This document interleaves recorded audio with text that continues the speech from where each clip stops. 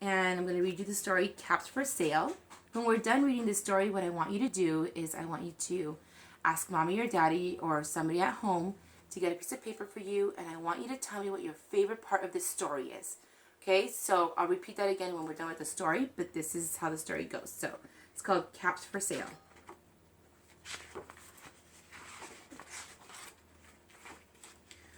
Once there was a peddler who sold caps, but he was not like an ordinary peddler, carrying his wares on his back. He carried them on top of his head.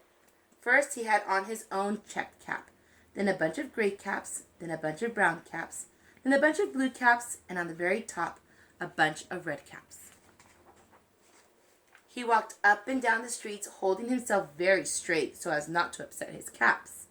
As he went along, he called, "Caps! Caps for sale! 50 cents a cap!" One morning he couldn't sell any caps. He walked up the street and he walked down the street calling, "Caps! Caps for sale! 50 cents a cap!" But nobody wanted any caps that morning. Nobody wanted even a red cap. He began to feel very hungry, but he had no money for lunch. "I think I'll go for a walk in the country," he said. And he walked out of town, slowly, slowly, so as not to upset his caps. He walked for a long time until he came to a great big tree. "That's a nice place for a rest," thought he. And he sat down very slowly under the tree and leaned back little by little against the tree trunk so as not to disturb the caps on his head.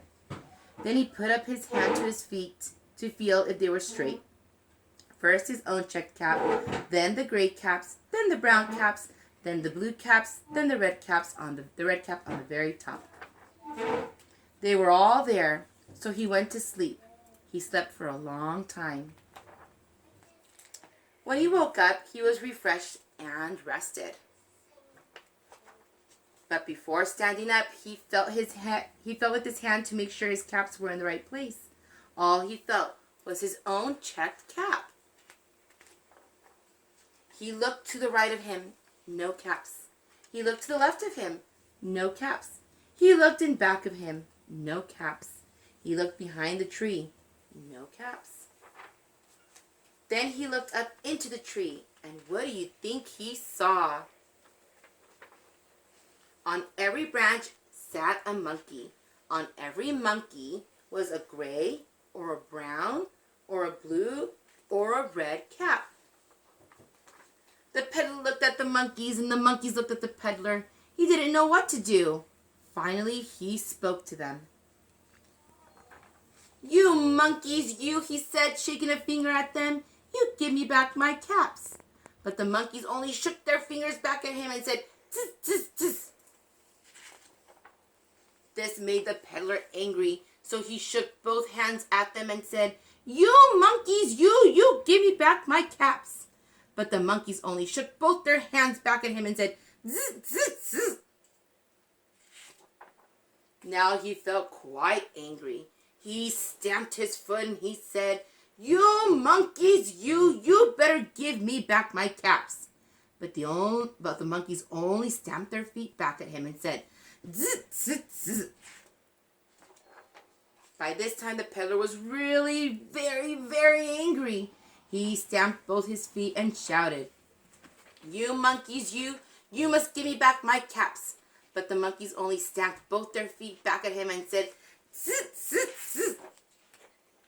At last he became so angry that he pulled off his own cap, he threw it on the ground, and he began to walk away. But then each monkey pulled off his cap.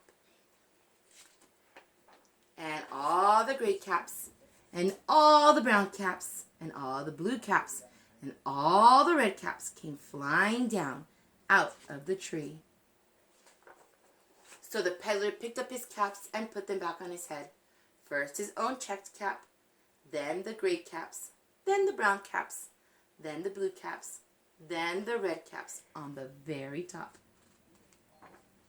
And slowly, slowly, he walked back to town calling, "Caps! Caps for sale!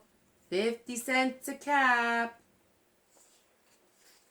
So again, friends, go ahead and ask somebody to please give you a piece of paper, maybe some crayons or pencils, and draw your favorite part of the story. When you have done that, ask somebody to take the picture for you and then have them send it to me on Class Dojo or in an email. And I'd love to see what you guys came up with. Thanks, guys. Have a good day, friends. Bye.